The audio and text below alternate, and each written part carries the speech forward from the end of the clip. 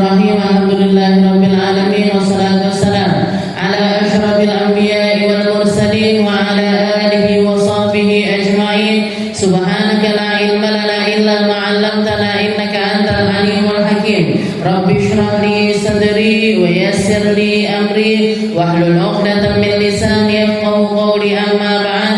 Alhamdulillah ala ni'matil Islam, alhamdulillah ala ni'matil iman wa kafa biha min ni'mah. Alhamdulillah, segala puji bagi Allah Subhanahu wa taala yang memberi kita nikmat Islam iman, memberi kita nikmat sehat sempat, memberi kita kenikmatan untuk semakin dan semakin memahami firman-firman Allah taala, mengkaji tentang apa yang Allah taala ingin sampaikan kepada umat manusia lewat syariatnya Nabi Muhammad sallallahu alaihi wasallam, lewat kalamnya Nabi, lewat perkataannya Nabi, lewat contoh nyata dari Nabi. Itu semuanya adalah perkara-perkara yang Allah taala anugerahkan kepada umat manusia agar mereka mendapatkan kemuliaan hidup di dunia sampai akhirat nanti, dapat selamatnya hidup di dunia sampai selamat di alam kubur mereka, sampai selamat di padang mahsyar mereka, sampai selamat ketika ditimbang amal mereka, melewati jembatan Sirat, ngambil buku amalnya sampai masuk ke dalam surganya Allah taala. Itu adalah sebuah kenikmatan yang Allah taala berikan kepada manusia sebagai hadiah tertinggi atas usaha takwa mereka di dunia, atas usaha kebaikan-kebaikan yang mereka usahakan, atas setiap iman ataupun juga amal soleh sekecil apapun yang mereka lakukan. Itu semuanya akan berbuah perkara-perkara yang baik. Yang diinginkan sama Allah taala bukan kita mengumpulkan harta terbanyak. Yang diinginkan oleh Allah taala bukan untuk kita menjadi orang yang paling populer. Yang diinginkan sama Allah taala bukan seberapa banyak kamu berpengaruh bagi umat, sebanyak apa kamu melakukan ini itu dan lain sebagainya, tidak. Tapi yang Allah taala inginkan dari kita adalah keimanan yang nyata serta diiringi dengan amal soleh. Yang dicari, yang diminta sama Allah taala sesuatu yang simpel sekali, sesuatu yang sedikit sekali, dengan balasan surga yang luar biasa mahal, dengan balasan kenikmatan-kenikmatan yang abadi, dengan balasan sesuatu yang sama sekali gak bisa disetarakan dengan usaha kita. Yang diminta sama Allah taala, kita pertahankan ruh kita pertahankan fitrah keimanan kita pertahankan keyakinan kita atas Allah Subhanahu wa taala, sambil menunggu waktu dipanggil, sambil menunggu ajal kita datang, sambil menunggu umur kita ini habis. Kita isi waktu-waktu tersebut, kita gunakan umur kita untuk menjadi modal utama kita nyari amal soleh yang terbaik menuju Allah Subhanahu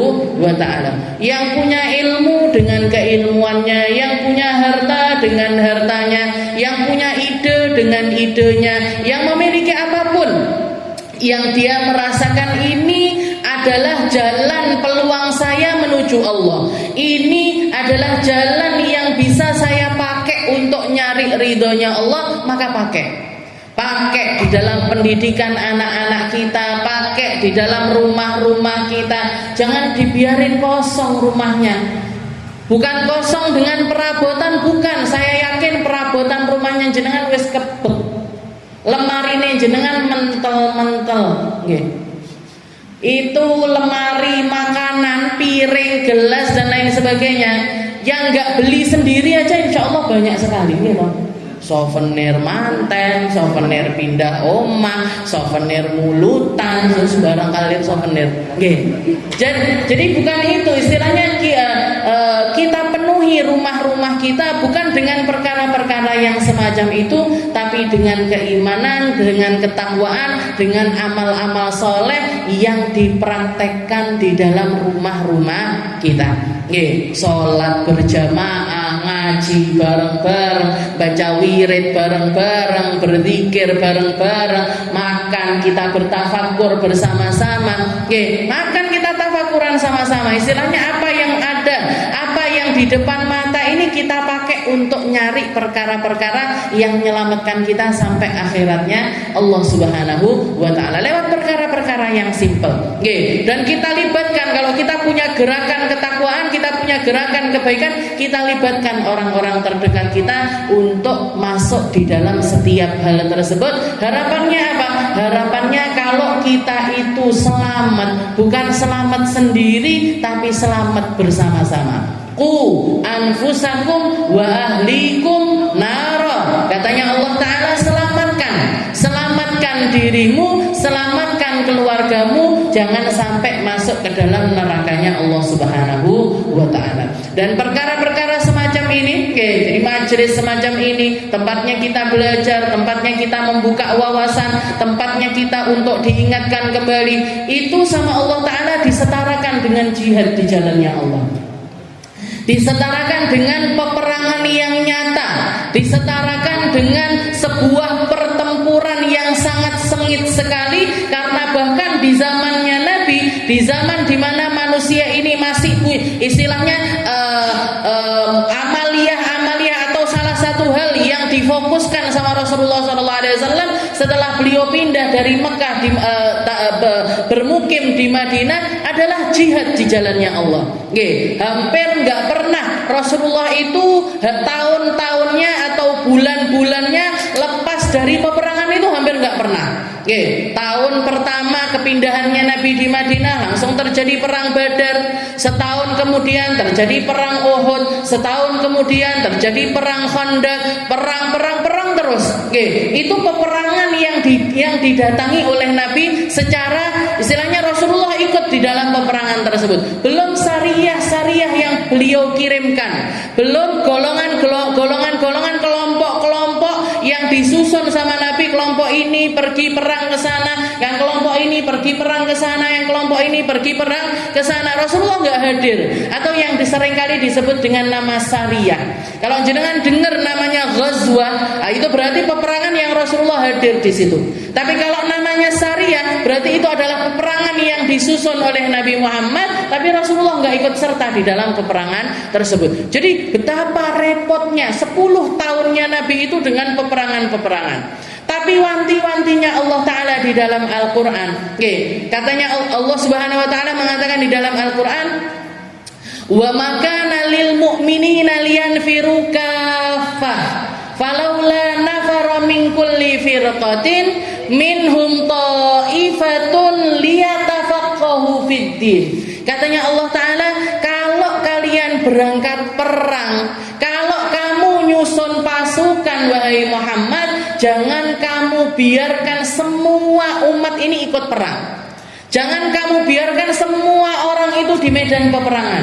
Jangan kamu biarkan semua orang itu megang senjata. Tapi sisakan di antara mereka kelompok-kelompok yang menetap di negeri Madinah untuk apa? Liyatafaqahu fiddin, untuk mereka memahami ilmu halal haramnya Allah Ta'ala, untuk mereka memahami tentang Al-Qur'annya Allah, untuk mereka memahami tentang syariatnya Allah, untuk mereka memahami apa yang Allah Ta'ala turunkan berupa wahyu-wahyu lewat Nabi kita Nabi Muhammad SAW. Katanya Allah Ta'ala, sisakan, ojo kabeh-kabeh. Ini yang ikut peperangan ini kan kebanyakan juga para penghafal Al-Quran. Jangan semua penghafal Al-Quran kamu sertakan di medan peperangan wahai Muhammad. Nanti kalau sebagian besar di antara mereka mati, sing jogo Quran sopo? Jangan semua yang faqih atau yang ngerti ilmunya Allah Ta'ala paling mendalam dari syariat-syariatnya kamu kirim terus di medan peperangan. Biarkan mereka tinggal sekali waktu di Madinah. Agar apa? Agar ada yang memperjuangkan ilmu, agar ada yang memperjuangkan akidah, agar ada yang memperjuangkan fikih, agar ada yang memperjuangkan tafsir, agar ada yang memperjuangkan sirahnya Nabi, agar ada yang membuat kelompok-kelompok di mana mereka ini menjadi wadah yang warisan terbesarnya umat ini justru malah bisa nyampe lewat mereka. Kita lihat peperangan yang efek dari peperangan yang dilakukan sama Nabi Muhammad SAW itu adalah terbukanya negeri ini, terbukanya negeri ini, terbuka tunduknya negeri ini, tertunduknya negeri ini, tunduknya negeri ini. Tapi kalau mereka cuman ditundukin aja, gak enek sing ngopeni, gak ada yang ngajarin, gak ada yang mentalkin Al-Quran, maka iman yang ada di dalam diri mereka hanya akan menjadi iman yang biasa-biasa aja. Mereka nggak akan ngerti gimana caranya beramal di dalam nyari ridhonya Allah Ta'ala lewat perkara-perkara yang ada di hadapan mereka ini, nggak bisa. Tapi jenengan lihat yang efek dari majelis-majelis semacam ini, pendidikan-pendidikan yang semacam ini, sesuatu yang juga di Allah Ta'ala memerintahkan Nabi untuk fokus di dalamnya. Berjalan 1400 tahun, Al-Quran gak berubah satu huruf pun. Titiknya gak hilang sama sekali, Bu. Harokatnya gak enek sing ngowahi. Apa bacaan Fatihah yang dibaca keluar dari lisannya Nabi Muhammad SAW dan juga para sahabat-sahabatnya masih tetap bisa dilantunkan dengan lafaz yang sama oleh manusia-manusia yang berjarak waktu 1400 tahun kemudian. Kita masih bisa baca surat Abasa, kita masih bisa baca surat An-Nazi'at, kita masih bisa bahas surat An-Naba, kita masih bisa ngambil hadisnya Nabi yang ini, sirahnya Nabi yang ini, faedah kalimatnya Nabi yang ini, wanti-wantinya Nabi, masih kita dapati semuanya. Ini efek dari apa? Efek dari ghazwatul fikir, dari perang, bukan peperangan jasadiyah tapi peperangan ideologi, perang akidah, perang kemurnian syariat, perang benernya di dalam manhaj, perang gimana mencontoh Nabi secara kafah meskipun sudah berjarak waktu sekian lama. Jadi yang jenengan perjuangkan di sini, kita ini ada di medan peperangan. Kita ini ada di dalam tempat untuk ngambil perkara-perkara yang baik dari yang diwariskan oleh Nabi Muhammad SAW. Untuk apa? Untuk membenahi kehidupan kita dari dalam ruh kita. Setelah itu kita benahi apa yang ada di sekitaran kita. Semakin banyak, kita akan menjadi sebuah komunitas, menjadi komunitas besar yang bawa kemurnian akidahnya Nabi Muhammad SAW. Jadi warisan iman, warisan takwa yang dirasakan oleh manusia-manusia 1400 tahun yang lalu, kita masih bisa merasakannya. Gimana cintanya para sahabat kepada Nabi Muhammad SAW, kita 1400 tahun kemudian seiso merasa nih kangen kambek Rasulullah, cinta sama Rasulullah, pengen nirukan Nabi, berusaha untuk ngamalkan sunnahnya Nabi. Ini berkatnya apa? Berkat dari perang pemikiran yang juga difokuskan oleh Nabi Muhammad SAW. Makanya dikatakan para ustadz, para ustadzah, para orang-orang yang memiliki kelebihan di dalam dakwah, memiliki kelebihan di dalam menyampaikan sesuatu sama Nabi Muhammad SAW, dibayar mahal, Bu. Dibayar mahal. Orang-orang yang bisa ngajarin baca tulis, orang-orang yang bisa ngajarkan Al-Quran, yang dakwah di sana, yang bagian azan di sana, yang bagian ngimami sholat di sana, sama Rasulullah SAW dibayar mahal mereka. Meskipun Rasulullah selalu menanamkan keikhlasan, menanamkan biar orang ini tulus, menanamkan agar orang ini gak memiliki ketertarikan untuk menggapai sesuatu yang semacam itu, tapi Rasulullah secara secara apa yang dilakukan oleh beliau, orang-orang seperti itu dibayar mahal. Bahkan kalau dinominalkan, pernah ada satu penelitian yang membahas tentang berapa sih para para gaji-gajinya orang-orang yang menjadi pekerjanya Nabi, termasuk para ustadz, termasuk orang-orang yang berdakwah ini berapa? Dalam 1 tahun, dalam 1 tahun pekerjaannya mereka itu Rasulullah bisa bayar mereka 3 miliar sampai 5 miliar. Jangan bandingkan sama gajinya guru di zaman sekarang ini, apalagi di Indonesia ini. Koyok ndek enek regane. Nggih, kae sapa enggak suruh ikhlas sing ikhlas, dadi ustaz sing ikhlas. Ustaz kok omahe gede, ustaz kok jual agama. Bukan jual agama, Bu. Nggih, bukan jual agama. Ini yang mereka kasihkan ini sesuatu yang mahal. Yang mereka kasihkan ini perkara yang kita itu sudah sepantasnya berterima kasih kepada mereka dengan terima kasih yang nyata. Bukan cuma makasih Papa, makasih. Nggih. Tapi kasih secara nyata kepada orang-orang yang memperjuangkan agamanya Allah Subhanahu wa taala. Saya enggak minta diperhatikan, saya enggak minta, karena salah satu hal yang juga diwanti-wantikan oleh Allah taala di dalam Al-Qur'an, sepak terjangnya para nabi, sepak terjangnya para rasul-rasulnya Allah. Nggih.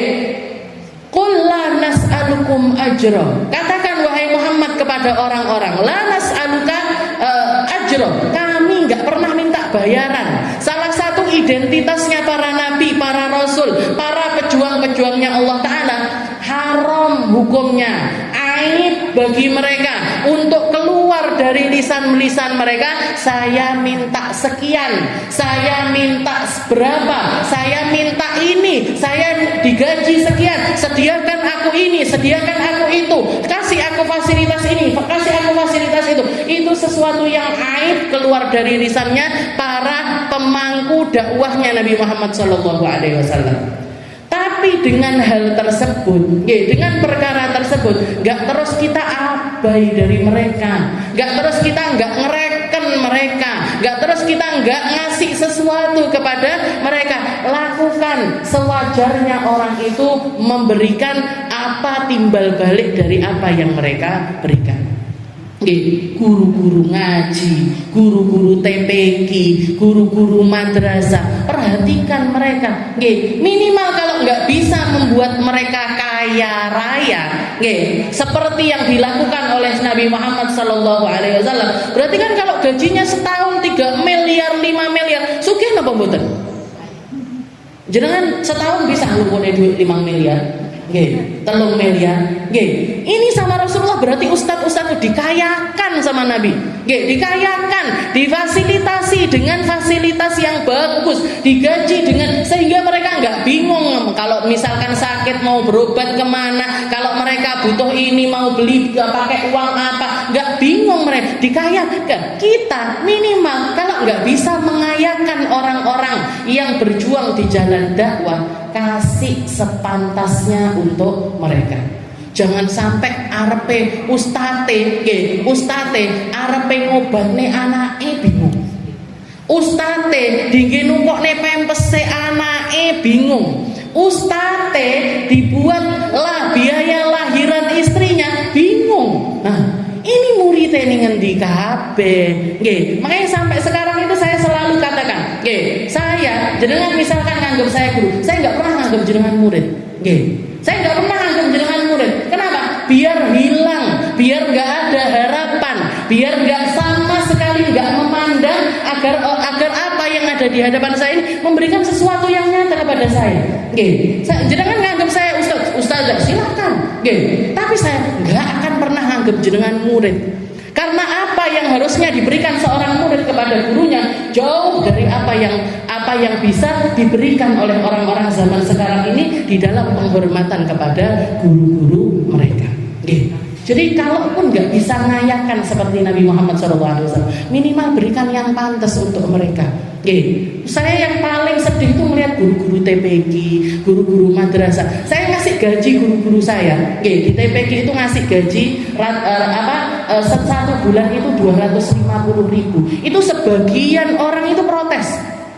Apalagi yang gabung di lembaga ini, nggak gabung di lembaga ini, gabung di lembaga ini. Kok larang menaik gaji ustaz?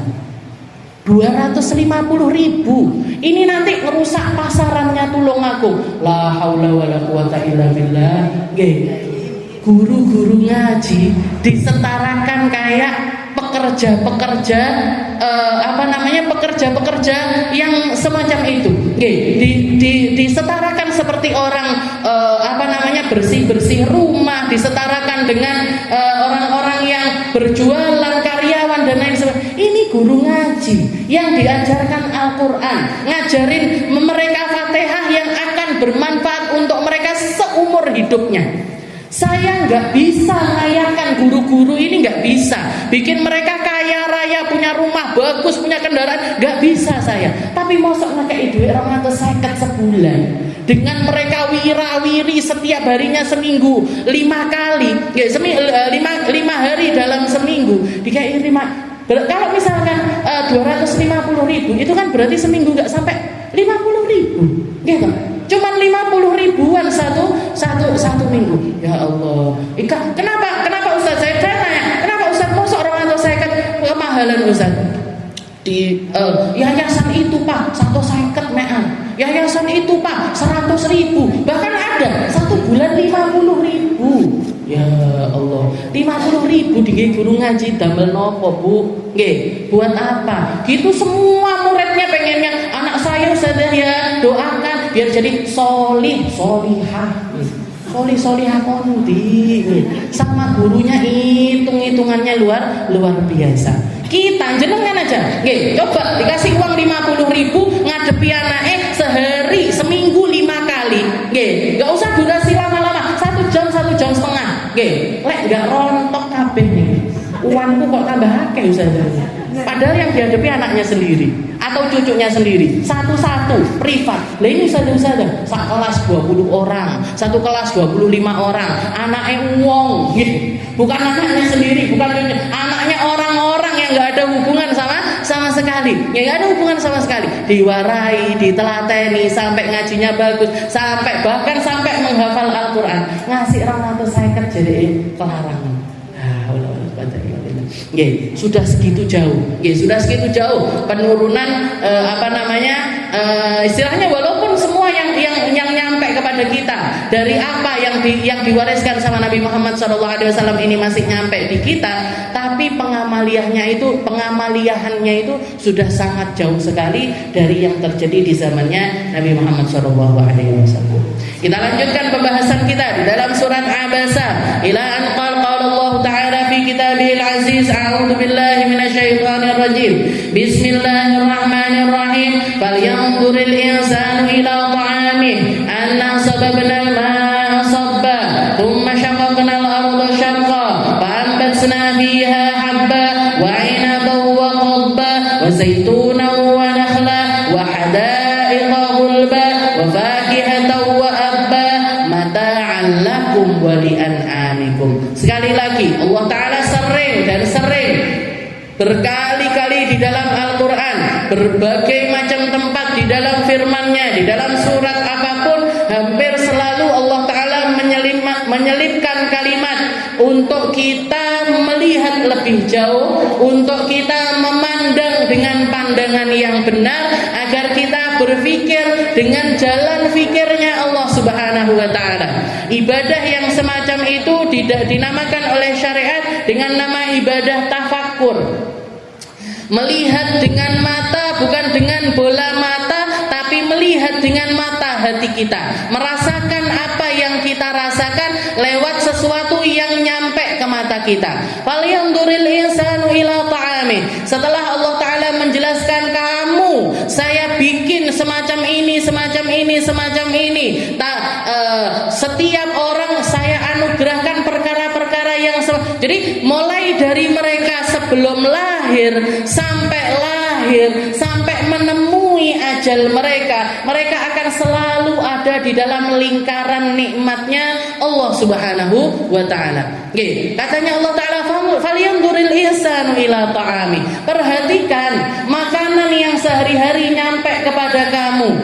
Makanan yang sehari-hari nyampe kepada kamu. Anna sababnal ma'a sabba thumma syaqaqnal arda syaqqa. Kami yang menumbuhkan setiap apa yang ada di piringmu, mulai dari gandum, beras, sayur, cabai, seledri, segala macam yang ada di piring kamu itu kalau bukan Allah yang numbuhkan mereka dari dalam tanah, karena berkat air yang turun kepada mereka, air yang nyampe ke tanah tersebut sehingga menyuburkannya, sehingga membuat mereka ini panen dari makanan-makanan tersebut. Tsumma syaqaqnal arda syaqqa fa ambatsna fiha habba wa 'inaba wa qadba. Keluar dari bumi yang sama, dari tanah yang sama, tapi keluar dengan aneka ragam macamnya makanan yang kalian kalau mau eksplor gak akan pernah habis, gak akan pernah bisa bosen.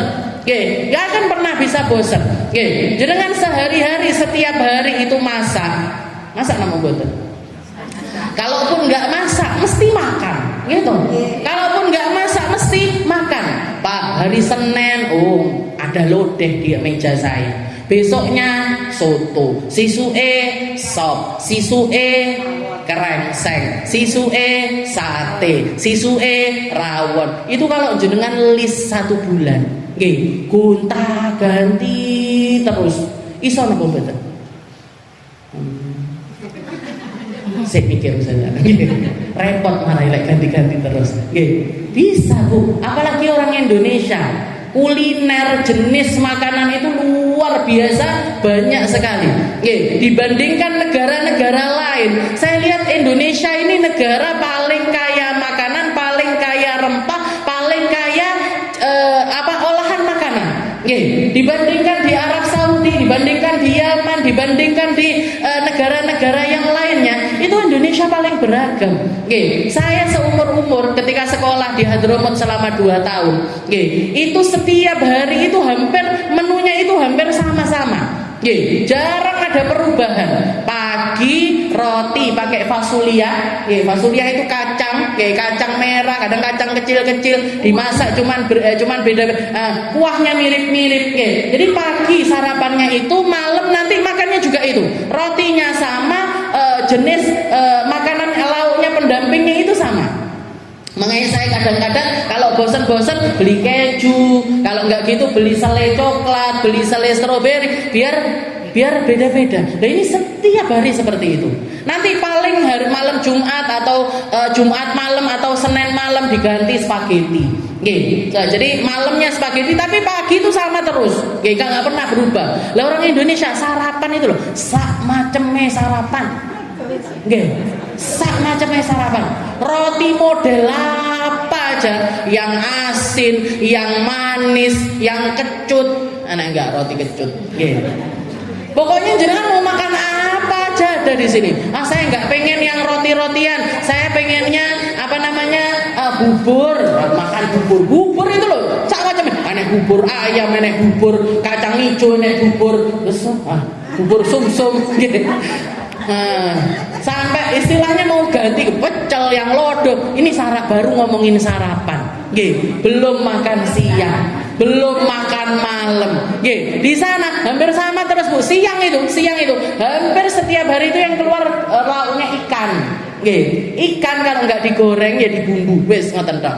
Ikan terus. Yang nggak doyan ikan nanti kentang cuman. Kentang terus. Jadi hari-hari itu ikan, siang tok makan nasinya. Nanti baru agak spesial itu kalau hari Jumat. Hari Jumat nanti kambing, kalau yang nggak doyan kambing ayam. Yo ayamnya yo smek ngoten tok diolahnya, panggang atau dibumboni, digoreng. Sudah. Di Indonesia ya Allah. Kita kalau mau mikirin ayat ini Bu, yang paling bisa eksplor tafakur itu orang Indonesia. Yang paling bisa mikirkan falyanzuril insanu ila ta'ami. Katanya Allah Ta'ala, deloken makanan di piringmu itu lo liaten. Kamben dino ganti, rasanya ganti. Rawon aja, rawone kene karo rawone kono kalau beda kabeh. Soto Banjar, soto Lamongan, soto Kediri, soto Madura. jenengan wis pokoke kalian turil insanu ila ta'ami. Nah ditulis nanti nggih, kalian turil insanu ila ta'ami. Nek ngene meja makan dhewe-dhewe. Jadi ben setiap makan kalian turil insanu. Nggih Gusti kula ndelok makanan ini. Ya Gusti kula merhatekne lagi makanan. Kalian turil insanu ila ta'ami. Nggih, di luar itu sedikit, nggih. Dan itu semuanya adalah karunia dari Allah Ta'ala. Bumbunya, sayurnya, makanan intinya semuanya datang dari Allah Subhanahu wa Ta'ala. Kalau yang turun insan ila ta'ala anna sobabnal ma'a sobba, kami yang ngucurkan air sehingga mereka bisa tumbuh, sehingga kalian bisa panen, sehingga kalian bisa metik dari apa yang kalian tanam. Tsumma syaqaqnal arda syaqqa, kami yang belah bumi-bumi tersebut sehingga makanan-makanan itu tumbuh dari tanah yang sama tapi berbuah dengan segala macam rasanya buah, dengan segala jenisnya tanaman, dengan segala macamnya model dari makanan-makanan tersebut. Itu semuanya. Anna syaqaqtum fa'ambatna fiha habba. Ada yang kami tumbuhkan jadi biji-bijian, wa inaba wa qabba. Ada yang kami jadikan semacam anggur, ada yang kami jadikan sayur mayur, wa zaituna wa nakhla. Ada yang semacam pohon zaitun, wa nakhla ataupun juga kurma-kurma, wa hadaiqa gulba ataupun juga kebun-kebun dengan segala macam modelnya kebun yang rindang-rindang, yang kamu bukan cuman bisa ngambil kebaikan dari petikan-petikan tersebut, tapi juga ada banyak sekali manfaatnya dari pohon-pohon rindang tersebut. Ngasih kamu oksigen, ngasih kamu stok air, jaga bumi kamu biar nggak terjadi banjir, longsor dan lain sebagainya. Hal-hal yang dicegah sama pohon yang nggak bisa digantikan dengan pencegahan apapun. Pikirkan itu semuanya. Makanya dikatakan ada salah satu orang, mungkin saya juga pernah cerita, ada satu orang biasa, orang yang sangat biasa sekali. Dia jalan bawa kresek, turun duduk di bawah pohon yang rindang. Sebelah pohon tersebut agak jauh sana ada istananya raja. Ada istananya seorang raja. Raja di kamarnya raja yang ada di istana tersebut merhatekne wong kuwi mang. Merhatikan orang yang miskin ini tadi jalan, dia bawa satu kresek, kresek sama satu botol minum. Setelah itu dia jalan itu sambil nyanyi-nyanyi. Cuman yang dilihat sama raja itu cuman mulutnya umi-umi sama badannya, kepalanya goyang-goyang seperti orang yang sedang bersenandung. Seperti orang yang lagi nyanyi, seperti orang yang riang gembira, seperti orang yang kayak nggak punya beban hidup. Padahal pasti punya beban hidup. Nggak ada orang nggak punya beban hidup. Jadi kayak orang yang fresh sekali. Setelah itu dia sambil nyanyi-nyanyi itu tadi duduk di bawah pohon, dibuka kisnya, dibuka kreseknya, dia ngambil roti, diparuh jadi dua, satu dia makan. Setengahnya dia makan, setengahnya dimasukkan ke dalam kresek lagi. Setelah itu dia minum air sambil terus nyanyi-nyanyi. Nggak lama setelah itu ngeletak keturun, Bu, di bawah pohon. Orang kayak gini ini kan bisa tidur di mana aja. Nggak kayak jenengan. Saya nggak bisa saja tidur, nggak bantal empu. Kalau bukan bantal saya nggak bisa. Kalau nggak rumah saya nggak bisa. Kalau nggak di kamar saya nggak bisa. Ruwet kayak ruwet. Orang-orang kayak kita ini ruwet. Tapi jangan lihat orang-orang yang di pinggir jalan. Tapi jangan jadi kayak gitu. Bernaji terus suruh satu lagi. Ini orang-orang yang di jalan-jalan itu kan tidur di becaknya bisa, tidur di pinggir jalan yang berisiknya luar biasa, panas, sumuk, nggak pakai selimut, nggak pakai kaos kaki, nggak pakai apa-apa, geletak turu semuanya. Tidur di pinggir-pinggir jalan, di depan toko-toko. Jangan kalau mau malam-malam keluar keliling Tulungagung, itu banyak orang tidur-tidur di depan toko-toko itu. Oh iso. Nah, ini semisal orang semacam itu. Semisal orang tersebut, rajanya ngelihat orang semacam itu, ngelihat laki-laki tersebut, dia aslinya opo mantrane. Dia ini nyanyi apa? Dia ini ngomong apa? Kok sampai dengan enaknya makan, dengan enaknya minum, dan dengan enaknya tidur. Saya ini punya istana, punya ajudan banyak, punya pembantu banyak, makanan macam-macam semua ada di istana saya, tapi setiap kali mau tidur nggak turu-turu. Jadi si raja ini kena insomnia, jadi kena penyakit, gak gampang tidur, gak bisa tidur. Maka rajanya ini bilang sama salah satu penjaganya, Paranono, nanti kalau sudah tidurnya agak lama, datangi orang tersebut, bilang sama dia, raja pengen ngomong sama dia. Dipanggil sama raja, diundang ke istananya raja. Akhirnya nggak lama setelah itu ajudannya datang, marani laki-laki tersebut. Bangun, dia sudah bangun, habis itu ditanyain, Pak atau apa Mas, apa pokoknya jenengan ditimbali rojo, ditimbali sama orang paling berpengaruh di negeri ini, orang paling berkuasa di tempat ini. Katanya si laki-laki tersebut, oh raja pengen ngobrol sama saya. Iya, tapi saya nggak pengen ngobrol sama raja. Raja pengen ketemu saya nggak pengen ketemu sama raja. Orang paling berkuasa ngundang saya ke rumahnya, tapi saya nggak punya keinginan untuk masuk ke istananya raja. Katanya si pembantunya ini tadi bilang, tapi kalau saya nggak bawa jenengan ke istana, nanti saya yang dihukum. Ini perintahnya raja. Kalau kamu menolak perintahnya raja, nanti saya yang dihukum. Oh gitu, ya sudah. Kalau memang seperti itu, saya datang ke rumahnya raja, saya masuk ke istananya raja, bukan karena pengen ketemu sama raja, tapi karena biar kamu nggak dihukum sama raja. Jangan lihat ini, az-zuhdul a'la, kezuhudan, penolakan terhadap dunia sampai ke puncaknya. Nggak melek bu, ketemu bupati nggak melek. Gak melek ketemu pejabat, gak pengen ketemu sama orang-orang semacam itu, gak kepengen. Akhirnya masuk ke istananya raja, disambut sama rajanya, disediakan makanan dengan segala macam bentuknya macamnya makanan, jamuan yang luar biasa banyak, makanannya, minumannya disediakan semuanya sama raja. Begitu ketemu sama rajanya, si orang ini tadi dipersilakan sama rajanya, kita mau ngobrol dulu apa makan dulu? Ini sudah saya sediakan makanan yang banyak sekali, anget-anget kabeh. Ayo saya jamu, makan siang dulu. Apa jawabannya orang ini tadi? Maaf raja, saya sudah makan. Kamu makan apa? Ini. Bahkan makanan untuk nanti malam masih ada. Tapi saya sudah masakkan segala. Enggak, saya sudah makan. Apa yang Allah Ta'ala berikan dari rezeki hari ini sudah cukup untuk saya. Perut saya sudah cukup dengan setengah roti ini tadi, enggak perlu. Berarti gimana? Berarti ya sudah, kita raja butuhnya apa? Ayo ngobrol sekarang. Karena saya sebenarnya masuk ke sini bukan karena pengen masuk ke sini, tapi ben iki lho, pembantumu ben ndak mau hukum. Katanya kalau saya nggak mau masuk, katanya dia bakalan kena hukuman. Oh seperti itu. Akhirnya ngobrol sama raja. Coba kita, diundang ning gone raja. Nggak usah diundang raja, diundang prasmanan itu loh bu. Orang kelihatan semua modelnya di prasmanan itu kelihatan. Jadi istilahnya ketika masuk, oh arepe budal apa jamuannya mbak prasmanan. Oh berarti perutnya kosongin dulu. Ben apa? Ben iso maam lawu akeh. Biar bisa menikmati makanan-makanan di prasmanan. Makanya kita lihat kan ada banyak manusia itu kelihatan semuanya kalau di depan piringnya mereka.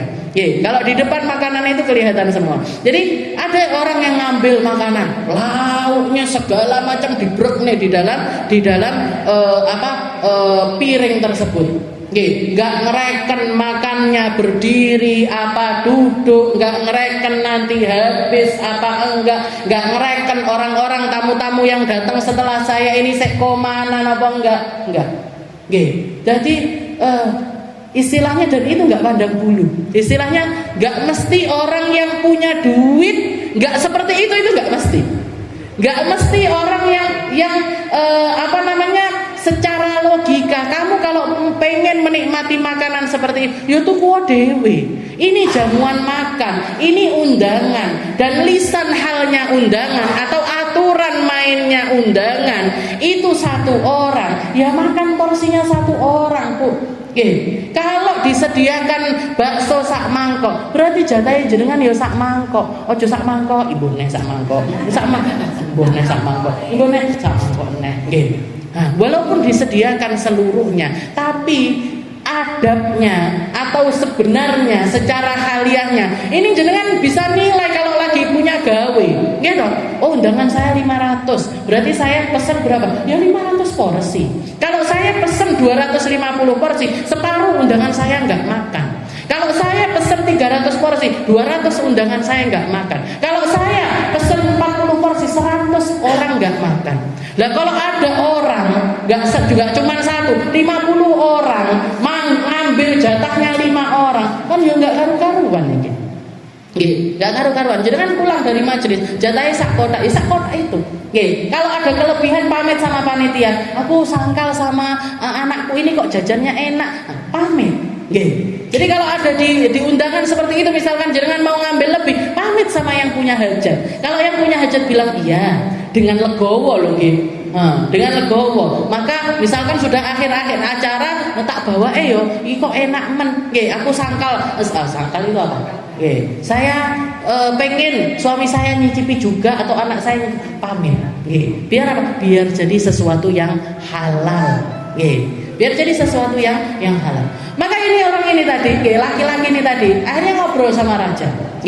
Katanya disampaikan sama raja, kamu ini sebenarnya ngomong apa? Kamu sebenarnya ini nyanyi apa? Kok sampai bikin kamu dengan gampangnya tidur di bawah pohon? Katanya dia, apa ya? Diinget-inget. Kayaknya nggak ada mantra aneh-aneh. Saya nggak baca kalimat-kalimat khusus, ya nggak ada doa khusus. Saya nggak ngapa-ngapain loh itu raja. Saya cuma nyanyi. Ya wes nyanyianmu opo tak tulise, tak ketike, engko tak pakai, tak baca setiap kali saya mau tidur. Katanya laki-laki tersebut, saya cuma keluar gitu aja, wahai raja. Saya cuma baca seperti ini. Jadi nyanyian saya itu cuma seperti maun wa khubzun wa dhillun hadza na'imun ajallu jahattu nikmata rabbi in qultu ana muqil. Jadi katanya dia, saya cuma ngomong sama Allah Ta'ala, pencipta saya, yang bikin saya, yang ngasih kenikmatan kepada saya. Saya bilang sama Allah Ta'ala, ya Allah, ada air, ada roti, ada naungan, ada na'imun ajal. Ini adalah nikmat yang luar biasa besar. Ini adalah nikmat yang besar sekali ya Allah. Jahattu ni'mata rabbi, saya orang yang kurang ajar terhadap nikmat Tuhan saya kalau sampai bilang ana muqillu, in qultu ana muqillu. Kalau sampai saya bilang saya ini orang fakir, saya ini orang enggak punya, saya ini orang yang berkekurangan. Cuman kalimat semacam itu, tapi efeknya di hati luar biasa, mencerahkan pemikirannya raja. Dibuka nih pikirannya rojo. Kamu bukan cuma punya air, tapi air segala macam warna. Kamu bukan cuma punya roti, tapi kamu punya roti sebanyak makanan yang ada di ruangan ini. Dan kamu punya naungan dengan kasur yang empuk, selimut yang nyaman, dan lain sebagainya. Dan kamu gak bisa tidur. Kenapa? Yang bikin kamu gak bisa tidur ini apa? Khawatir semacam apa yang ada yang jangkiti hatimu? Kok sampai kenapa? Yang masalah bukan bacaan saya wahai raja, tapi keadaan hatimu yang gak sambung kepada Tuhanmu, yang gak percaya tentang masa depan yang ditakdirkan oleh Tuhanmu. Kamu terlalu banyak khawatir tentang besok, anakku engkau piye, bojoku engkau piye, nanti saya bagaimana. Fokus saja sama Tuhanmu. Kalau kamu memang jadi seorang raja, fokuslah tugas sebagai seorang raja. Jadikan kedudukanmu sebagai raja ini jalanmu menuju Allah Ta'ala, bukan yang lainnya. Jadi cuman kalian khubzun ma'un wa khubzun wa dhillun hadza na'imun ajallu jahattu ni'mata rabbi in qultu ana muqillu. Jadi cuman kalimat semacam itu. Setelah itu rajanya nangis ketika dia mengucapkan hal yang semacam itu. Katanya raja, izinkan saya ikut kamu. Izinkan saya untuk merasakan apa yang kamu rasakan. Izinkan, tuntun saya untuk bisa merasakan apa apa yang sekarang ini kamu rasakan? Apa yang ada di hadapan saya sungguh telah melenakan saya, sungguh telah membuat saya ini lalai, sungguh telah membuat saya ini jauh sekali dari Tuhan saya. Katanya si orang ini tadi, kalau memang benar wahai raja, kalau memang kamu serius untuk menjadi orang yang semacam itu, lepaskan semuanya, walahiqni, dan susul saya nanti di pinggiran kota di tengah malam. Kaburo teko istanamu. Kabur kamu dari tempat yang bikin kamu itu terkungkung di hadapan dunia, ditundukkan oleh dunia, sehingga kamu nggak punya kesempatan untuk taat kepada Allah Subhanahu wa Ta'ala. Kabur. Akhirnya malam itu kabur, Bu. Dilepaskan semuanya tanpa pamit, tanpa babi bu, tanpa kabur. Keluar nyusul si laki-laki ini tadi, kabur sama orang tersebut. Terus piye negorone sembuh? Tidak dipikir nggak direken lagi sama dia. Karena dia sudah merasakan hidayah, perasaan hakiki yang meluaskan hatinya, yang meluaskan pikirannya, dan itu didapat dengan cara yang simpel sekali. Jadi dunia ini ketika kita lepaskan, ketika kita nggak terlalu fokus di dalam menikmatinya, ataupun juga nggak greget di dalam hati kita, maka di saat itulah Allah Ta'ala meluaskan rasa hati kita. Tapi wong jedit banget, aku nggak ngene, nggak ngene, nggak iso, nggak ngene, nggak ada yang nggak bisa, Bu. Nggak ada yang nggak bisa. Cuman kita nggak mau bisa aja. Kita nggak mau bisa aja. Jadi seperti itu yang wa faqihatan wa abba. Jadi dikatakan wa zaituna wa nakhla wa hadaiqa gulba wa faqihatan wa abba. Macamnya buah-buahan, macamnya sayur-sayuran, semuanya mata'an lakum wa li'an'amikum. Semuanya adalah kenikmatan yang Allah Ta'ala izinkan untuk kita menikmatinya. Fa idza ja'atis sakhah yauma yafirrul mar'u min akhihi wa ummihi wa abihi wa sahibatihi wa banihi likulli imri'in minhum yawma idzin sya'nun yughni. Dan ini semua kenikmatan yang Allah Ta'ala berikan ini semuanya ada masanya, semuanya ada akhirnya, semuanya ada batas waktunya.